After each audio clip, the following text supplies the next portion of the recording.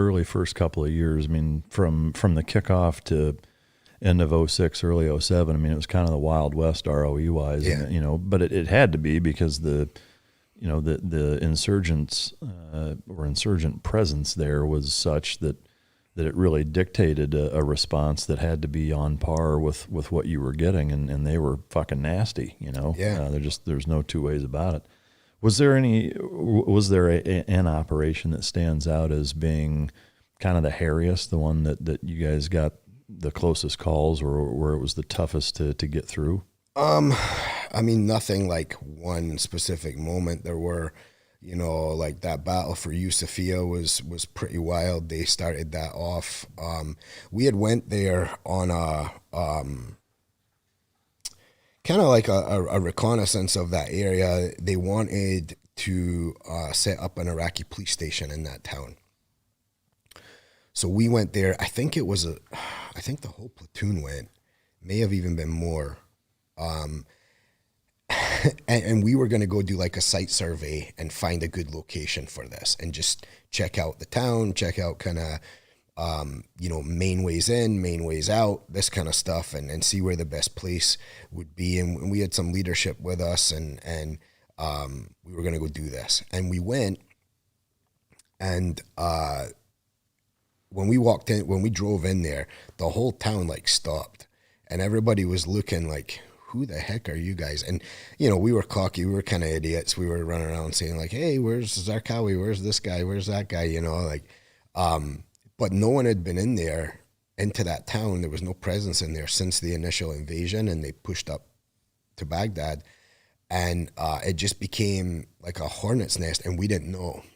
There was no intel on that. We didn't know that was like where everybody who was a shithead in Iraq at that time looking to do stuff was set up and working out of. Do you know if by shithead it was Saddam's former guys? Was it Al-Qaeda guys? No, it was all Zarqawi's guys. Okay. And we ended up kind of learning that the hard way, obviously, through fighting them and all this. And a lot of guys that were not Iraqi, a lot of guys Jordanian, Syrian, this kind of stuff. And I remember we turned this corner and there was a guy there, and he looked like me or you with red hair. And it was like, what in the world is someone like that doing in a place like this? And there were obviously the Chechens there and all this kind of stuff. So we had found out the place that they were going to use as the compound. We went away, and I can't remember how many days after, say a week after, went back to establish that. And it was like that second going in, everybody was headed out. It was like all the shops closed down, like as we're going in, it's like, oh, shops are closing. I remember people were going in to get like their kids out of school, and it was like a mass exodus out of that town. And then that whole compound got established and security set up, and okay, here we're gonna start doing this. But everybody knew something was gonna happen, and they drove around with and I think the name of the truck they used was it's like a Dolphin. The equivalent is like a Jeep Grand Cherokee type vehicle. Yeah. And it was just packed with explosives and packed with, all kinds of stuff. And that guy was trying to drive into the position, and a Marine from my platoon, Polish immigrant, he actually got his citizenship when we were in Iraq. He jumped up on the turret of a vehicle that was just sitting there, and he, unloaded into the truck. And that guy, it either caused the truck to blow up early, or that guy just detonated it as he was taking fire.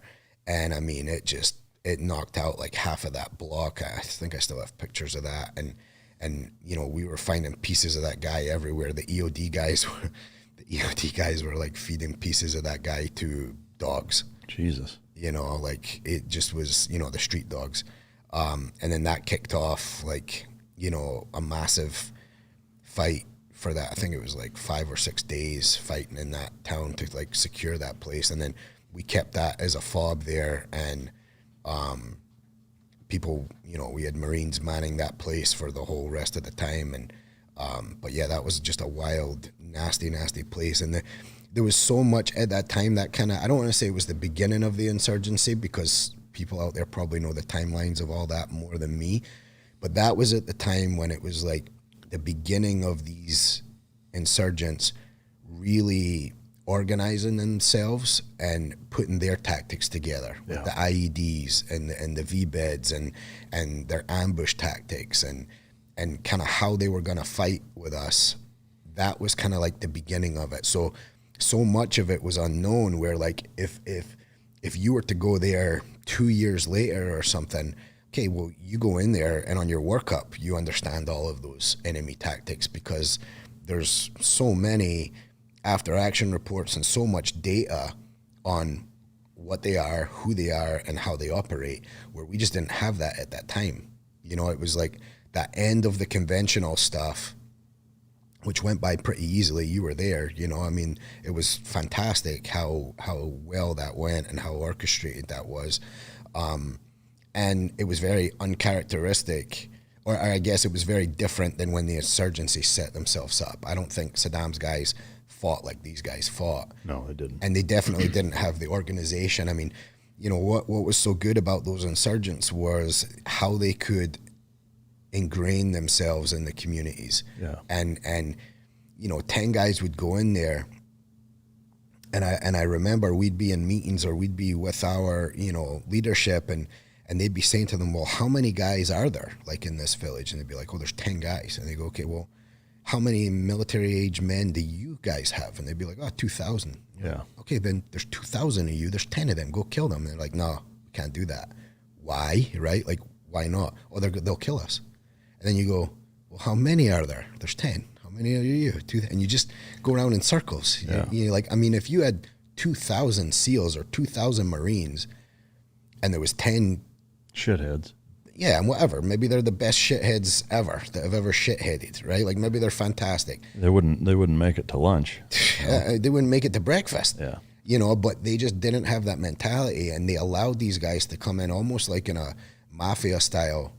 You know, they allowed them to come in, ingrain themselves in that community, connect with whether it's hospitals or the local religious leadership or the local municipal leadership. And you know, it's not so much, I don't think, now looking back at it, because, you know, we were kind of angry about the whole time in Iraq. And I mean, I'm sure you were the same and everything too, was we were kind of like, okay, you're playing both sides. You're ominous, dominus. You're a shithead. You're getting rolled up, right? And it was that. And yes, you're responsible for your actions and what you do and all this. But like, to those people, yeah, they almost didn't have a choice. Yeah. And they did have a choice. They could have fought back and protected their own damn towns and done some of this, but they couldn't at the same time. It's so you know, looking back at it now and being older and more mature and just thinking about some of those on the ground scenarios and instances, like, you know, as a leader, like say as a platoon commander or a platoon sergeant, or a battalion commander even, or even say a squad leader, team leader, how do you navigate a scenario like that? You know, it's, and that's where, like, you know, especially in the Marine Corps, what I've always noticed, and obviously special operations groups, it's the same thing. Like, you can go out with 4 guys and get so much done just because of the decision-making ability of those people. And small unit Marine Corps is always been known just to be incredible with that. You're much better off with a team of Marines, 4 men, a fire team, than a battalion of Marines when it comes to, like, you know, decision making and getting stuff done. And that's not a knock on any, you know, battalion or company level leadership or even platoon level leadership, you know. There's no knock on that. It's just, it's like, you know, the more things you involve, the more overhead you involve, the harder it is to get anything done. And I think the Marine Corps at that time was very good at sending squad size elements out, and have always been that way, right? Like even back to Vietnam and stuff, but sending squad size elements out to get stuff done, and stuff really did get done. And for the Marines, the squad is 15? Yeah, I mean, it depends on if you have any attachments, but like if you think about it, there's 3 fire teams in a squad. A fire team is 4 men, right? So you're looking at 12 guys right there, plus you have, like, you know, if you have a radio operator, that squad leader, if you have a corpsman attached to you, if you have any like weapons guys attached to you or anything like that. So yeah, anywhere from 12 to 16-ish guys. It's interesting because, you know, in the SEAL teams, a platoon is 16, a squad is 8. You know, it's very even how it's broken up, where it's strange that it's an odd number. There's three fire teams to make up a squad. It's it's 12 guys. Yeah. But right. Yeah.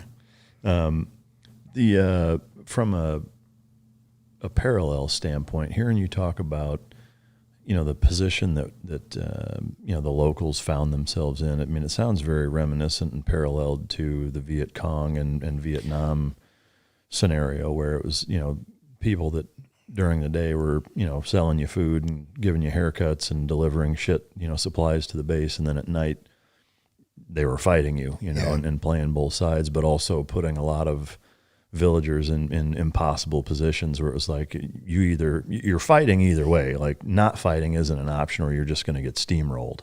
You're either fighting, you know, Al Qaeda, or you're fighting Americans, you know, and there's just not a third option, unfortunately, unless you try to flee, which, you know, a number of them did. But and even for that matter, I mean, you saw a lot of that in Afghanistan here in the last 18 months of you know, ultimately when we evacuated and or left, and since then seen kind of the steamrolling of so many in that same vein. It seems like some things never change, and there's an element of that dynamic to warfare that's just always going to exist. Yeah, and I think we did a good job with it. I remember we, and it wasn't just us. I mean, I know many different teams and many different units, and I'm sure, you know, even on the Navy side or Army side, they did this as well. Was the Marine Corps had this idea, and I don't know the history of it exactly, but in Vietnam, the Marine Corps had these things called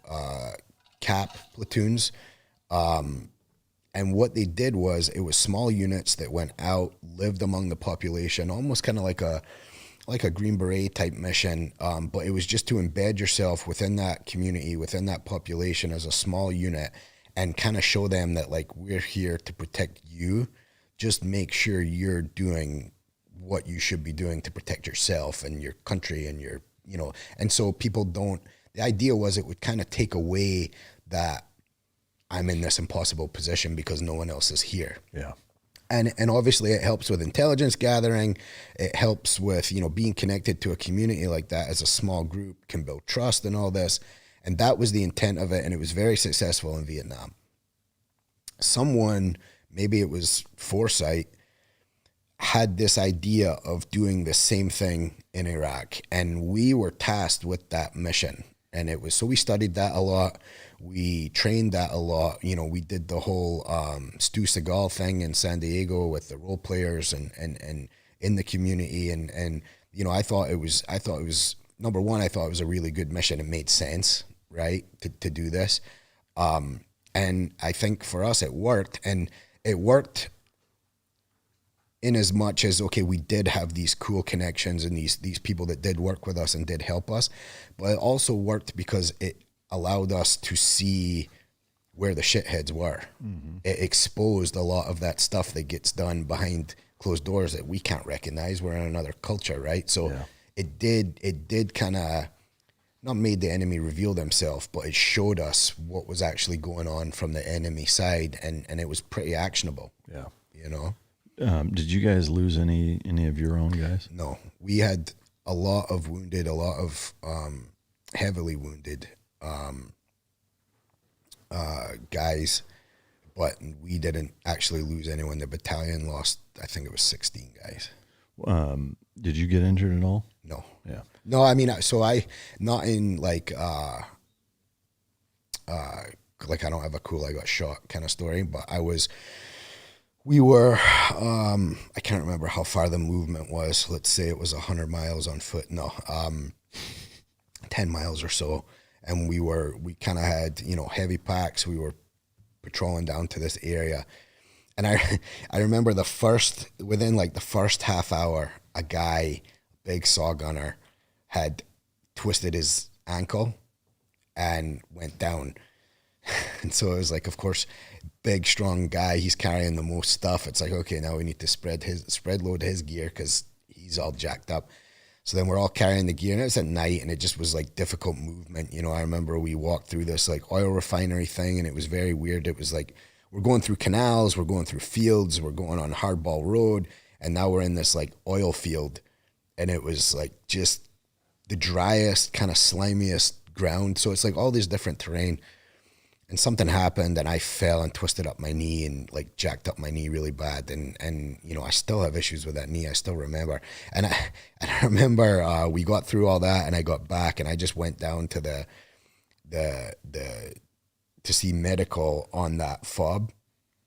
And it was like lay on the table, and they're jacking around my knee, and it, you know, and I was like, they're like, okay, well, do this and come back, you know, and we'll see if it's going to get worse. And it was pretty swollen, pretty jacked up and all that kind of stuff. And I just went back and never went to see them again. Cause I was frustrated because I was jacked up for a few days, but, yeah, I mean, I never had any, you know, I didn't get the enemy marksmanship badge, thank God, like none of that. So